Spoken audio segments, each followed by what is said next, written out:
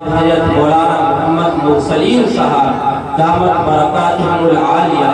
صدر مدرس مدرسہ مصباح العلوم بحسانی اسلام پور ہمارے درمیان میں تشریف لا چکے ہیں۔ ہم حضرت والا کے بے حد ممنون و مشکور ہیں کہ اپنے وقت کو فارغ کر کے حضرت ہمارے درمیان میں تشریف لائے، اور ہم حضرت والا سے معتبانہ درخواست کرتے ہیں کہ اپنے مواعظ حسنہ سے ہم سب کو مستفیض فرمائیں۔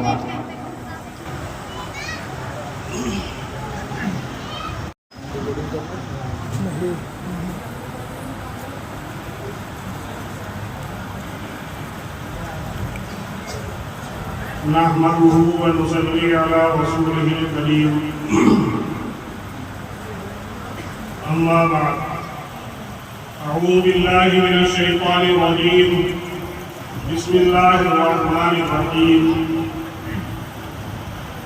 إنا نحن نزلنا الذكر وإنا له لحافظون صدق الله العظيم قال النبي صلى الله عليه وسلم رأس العلم معرفة الله أو كما قال عليه الصلاة والسلام۔ بزرگان محترم، برادران اسلام، یا ہم سب کا بیٹھنا یہ قرآن کی نسبت کے اوپر ہے،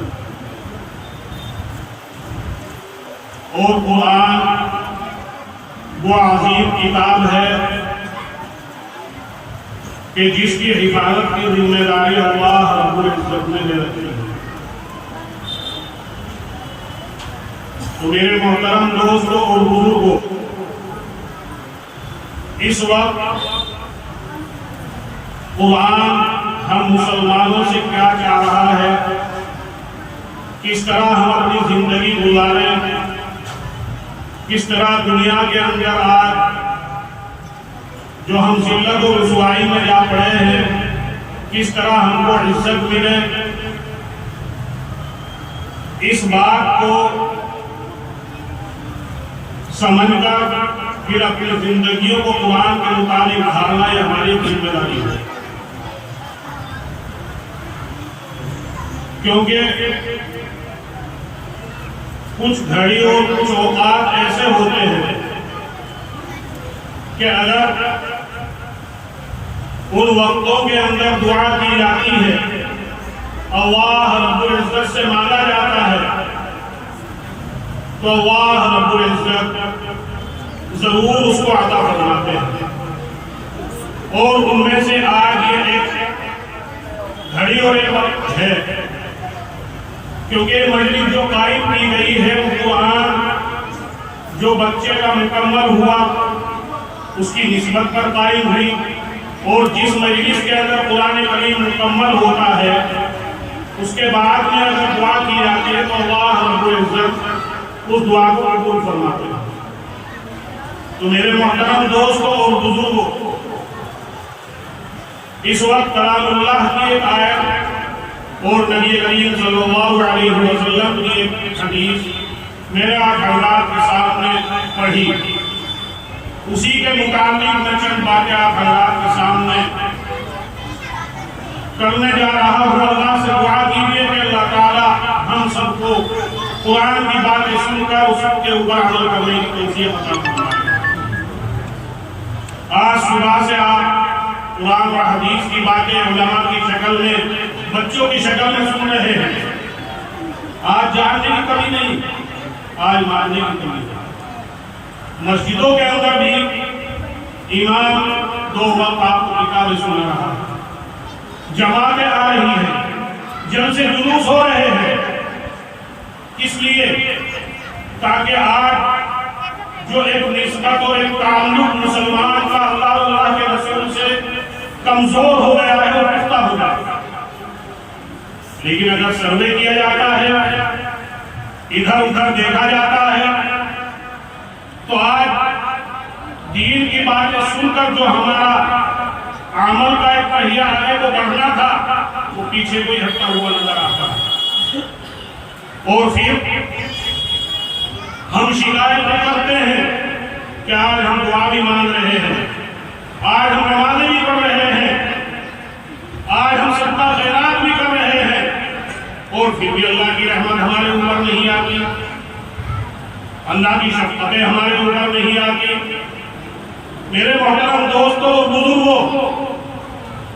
آج ضرورت اس بات کی ہے کہ ہر ایک آدمی اپنی ذمہ داری کو سمجھ کر قرآن اور حدیث سے جس طرح ہم زبانی طور پر تعلق قائم کر رہے ہیں،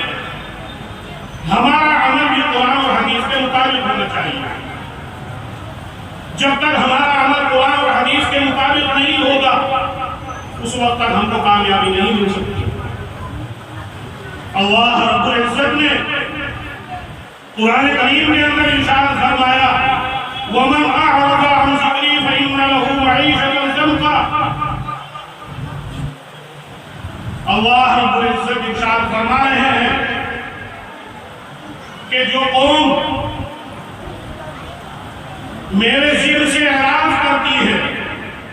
میرے ذکر سے نفرتیں کرتی ہے، تو میں ان کی زندگیوں کو تنگ بنا دیتا ہوں۔ یہ اللہ کا صاف ارشاد ہے قرآن کریم کے اندر۔ آج ہم اپنی زندگیوں کو ٹٹولیں، آج اپنے ماحول کو، معاشرے کو دیکھیں کہ ہماری بیاہ شادیاں، ہمارا مرنا اور جینا، یہ قرآن کے موافق ہے، قرآن کی مخالفت میں ہے۔ آپ یہی فیصلہ کریں گے کہ اگر کسی کے مرنے کے بعد ہم پہنچ رہے ہیں، مسجدوں کے اندر سے آواز آ رہی ہے، لیکن وہاں نماز پڑھنے کے لیے جانے کے لیے تیار نہیں، صرف اس لیے دکھانے کے لیے جاتے ہیں کہ ہاں فلاں رشتہ دار آ گیا، فلاں تعلق دار آ گیا، تاکہ کل کو یہ ہم کو کوئی تانا نہ دے سکے۔ صرف یہ ہماری نیت ہے، اس کے علاوہ ورنہ سب سے پہلی چیز یہ ہے کہ چاہے ہمارے یہاں خوشی ہو، چاہے غمی ہو، ہم اللہ اور اللہ کے رسول کے دامن کو مضبوطی سے پکڑے، اور جو حکم اللہ نے جس وقت ہم کو دیا اس کو ہم کریں، اس وقت تو ہم کو کامیابی مل سکتی ہے، وہ نہیں مل سکتی۔ تو بزرگان محترم، اللہ نے صاحب ارشاد فرما دیا کہ میں ان کی زندگیوں کو تنگ بنا دیتا ہوں کہ جو میرے ذکر سے، میرے قرآن سے، میرے نبی کی باتوں سے، میرے علماء کی باتوں سے نفرتیں کرتی ہے، تو میں ان کی زندگیوں کو تنگ بنا دیتا ہوں۔ اور زندگی کے تنگ بنانے کے مختلف طریقے ہیں۔ ہم یہ بھی نہ سوچیں کہ آج ہم نماز پڑھ رہے ہیں، نہ ہمارا قرآن کے اوپر عمل ہے، ہمارے پاس گاڑیاں بھی ہیں، بنگلے بھی ہیں، پلاٹ بھی ہیں، کہاں ہماری زندگی تنگ ہو گئی؟ بہت سے مختلف فیل پاس کرتے ہیں، لیکن میرے محترم دوست یاد رکھیے کہ زندگی کا تنگ بنانا، جہاں ہم اس کو سمجھ رہے ہیں کہ ہم فقیر ہو جائیں، یعنی ہمارے پاس کھانے پینے کے لیے نہ ہو، اسی کو ہم سمجھتے ہیں کہ ہماری زندگی تنگ ہو گئی۔ ایک صورت یہ بھی ہے، لیکن ایک صورت میرے محترم دوستو اسی کے ساتھ ساتھ یہ بھی ہے کہ اللہ نے ہم کو مال بھی دے دیا اپنی نافرمانی کے باوجود، اللہ نے ہم کو اولاد بھی دے دی اپنی نافرمانی کے باوجود، بڑے بڑے عہدوں کے اوپر بھی ہم کو بٹھا دیا اپنی نافرمانی کے باوجود، لیکن اللہ نے ہم کو بیمار بنا دیا، اللہ نے ہم کو بیمار بنا دیا۔ جب ہم ڈاکٹر صاحب کے پاس پہنچتے ہیں یا کسی اسپتال میں پہنچتے ہیں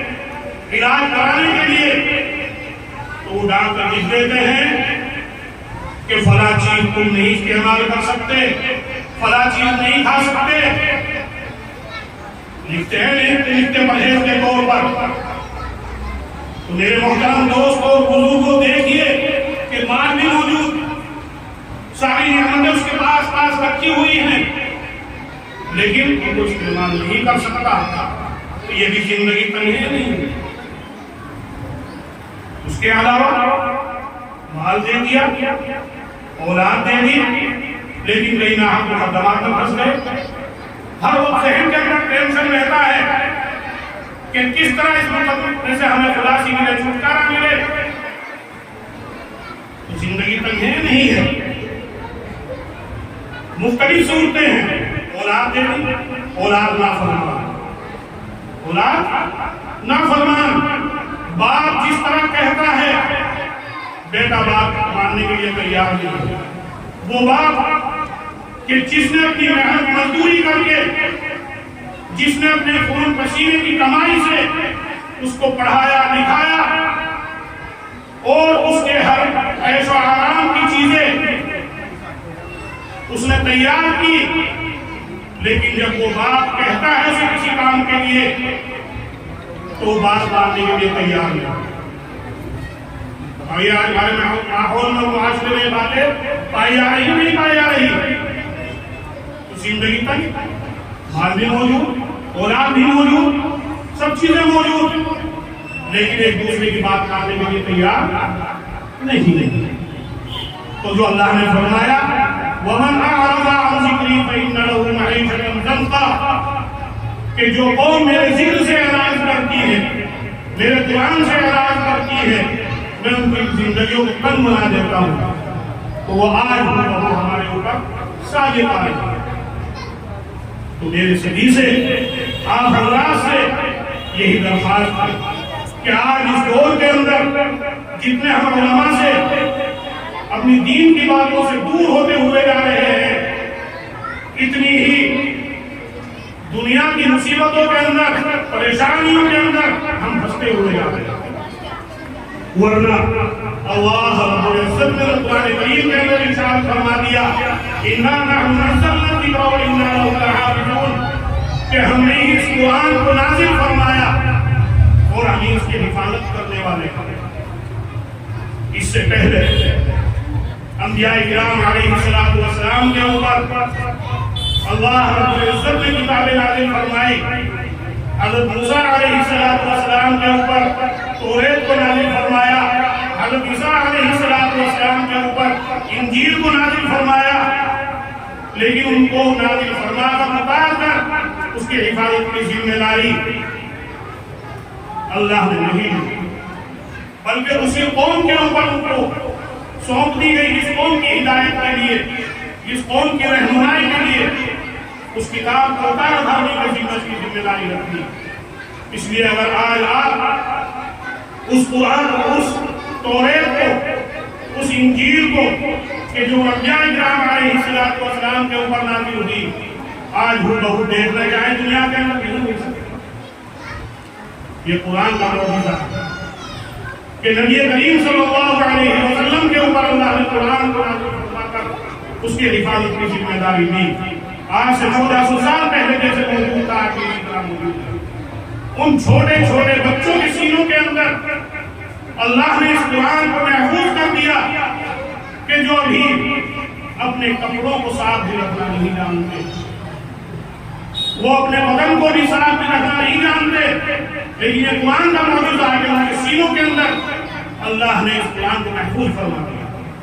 اور قیامت تک یہ قرآن اسی وقت تک اسی طرح رہے گا جس طرح اللہ نے اپنے پیارے اولاد میں محبوب نبی کریم صلی اللہ علیہ وسلم کے اوپر نازل فرمایا۔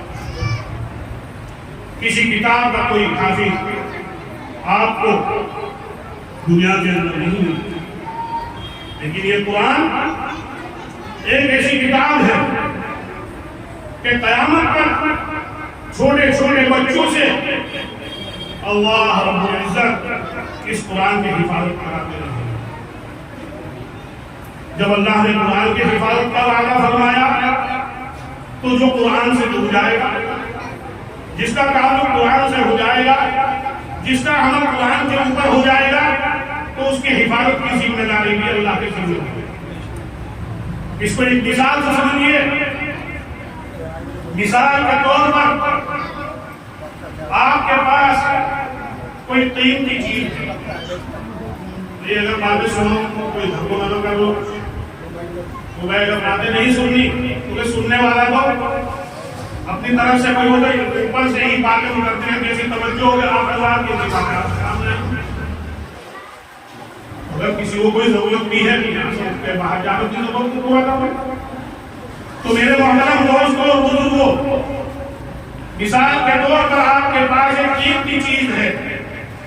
روپیہ ہے، سونا چاندی ہے، اس کی حفاظت آپ اپنی ذمہ داری سمجھتے نہیں سمجھتے، لیکن جس چیز کے اندر اس قیمتی چیز کو آپ رکھیں گے، چاہے آپ اس کو الماری کے اندر رکھیں، چاہے اس کو آپ اپنے بکس یا دیچی کے اندر رکھیں، تو اس کی حفاظت کی ذمہ داری آپ نے ذمہ داری سمجھے نہیں سمجھے. اور یہیں تک نہیں بلکہ وہ قیمتی چیز جس مکان کے اندر ہوگی،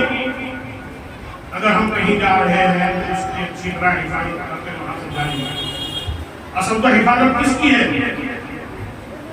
اس قیمتی چیز کی، لیکن اس کا تعلق، اس کی نسبت جس چیز سے جڑتی چلی جائے گی، اس کی ذمہ داری کا آپ اپنی ذمہ داری سمجھتے ہیں. اسی طرح سمجھیے کہ جب اللہ رب العزت نے قرآن کریم کے اندر ارشاد فرمایا اِنَّا نَحْنُ نَزَّلْنَا الذِّكْرَ وَإِنَّا لَهُ لَحَافِظُونَ، کہ ہم نے اس قرآن کو اتارا اور ہم اس کی حفاظت کرنے والے ہیں، جن سینوں کے اندر وہ قرآن کریم موجود ہوگا تو اس کی ذمہ داری اللہ کے ذمہ ہو جائے گی نہیں ہو جائے گی؟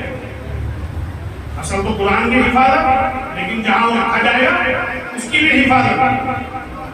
تو میرے محترم دوستوں اور بزرگوں، آج قرآن کی نسبت پر، قرآن کے تعلق پر ہم یہاں جمع ہوئے،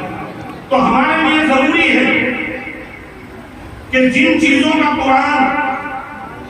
ہم کو حکم دے کرنے کا ان کو تو ہم کریں، اور جن چیزوں سے قرآن کریم منع کر ان سے ہم کریں، تو اس وقت تو ہمارے آنے کا فائدہ ہے. ورنہ یہ تو ایک کانوں کے مزے ہیں، بس یہاں سے آپ اٹھیں گے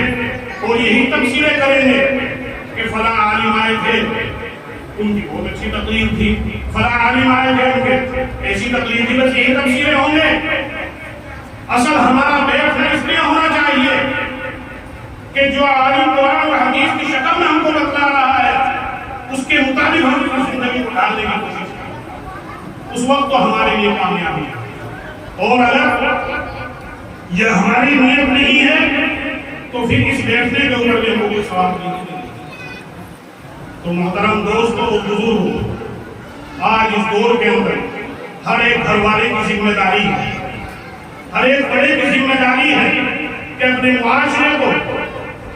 اپنے گھر کے ماحول کو ہم اس طرح بنانے کی کوشش کریں کہ جس سے ہمارے گھروں کے اندر ہم کو سکون ملے، آرام ملے، اور سکون اور آرام ہماری اولاد، ہمارے ملنے جلنے والے ہم کو اسی وقت دے سکتے ہیں، یا ان سے اسی وقت ہم کو سکون مل سکتا ہے جبکہ وہ ہمارے حق کو پہچاننے والے بنے اور ہم ان کے حق کو پہچاننے والے بنے. اور یہ ہمارے اندر باتیں آئیں گی، قرآن اور حدیث کی باتیں سن کر ان کے اوپر عمل کرنے سے اس کے بدلے نہیں آ سکتا. نبی کریم صلی اللہ علیہ وسلم نے فرمایا، ایک بہت لمبی حدیث ہے کہ قیامت کی 15 نشانیاں ہیں. کتنی نشانیاں ہیں؟ 15 نشانیاں ہیں. ان میں سے چند نشانیاں آپ کو بتا رہا ہوں جو آج ہمارے معاشرے کے اندر پائی جا رہی ہیں. نمبر 1 تو یہ ہے کہ ایک زمانہ وہ آئے گا کہ بیٹا دوست کی بات کو مانے گا اور باپ کی بات نہیں مانے گا. ایک حدیث ہے کہ دوست کے اوپر تو اپنا جان و مال قربان کرنے کے لیے تیار رہے گا، اور وہ بوڑھا باپ کہ جس نے اس کو کھلا کر پلا کر پہنا کر بڑا کیا، وہ اس کو آواز لگاتا رہے، اس کی بات سننے کے لیے تیار نہیں ہوگی. کہ دوست کا اگر فون آ جاتا ہے اور باپ پوچھ رہا ہے یا ماں پوچھ رہی ہے، معلوم کر رہی ہے کہ کہاں جا رہے ہو، کہاں جا رہے ہو، اتنا بھی اگر میں نے کہا دیا میں سننے کے لیے تیار نہیں. اور دوست کے اوپر کہیں کھانے کی پارٹیاں چل رہی ہیں، کہیں پینے کی پارٹیاں چل رہی ہیں، اور وہ بوڑھے ماں باپ ٹوٹی ہوئی چارپائی کے اوپر لیٹے ہوئے، کھانے کے لیے ان کے پاس وہ چیزیں نہیں جو اپنے دوستوں کو کھلا رہا ہے۔ یہ قیامت کی نشانیوں میں سے ایک نشانی نبی کریم صلی اللہ علیہ وسلم نے بتلائی۔ بتاؤ آج یہ اکثر و بیشتر ہوا ہے نہیں ہوا کہ ماں باپ کی بات ماننے کے لیے تیار نہیں ہے، دوستوں کی بات ماننے کے لیے تیار ہے، اس لیے وہ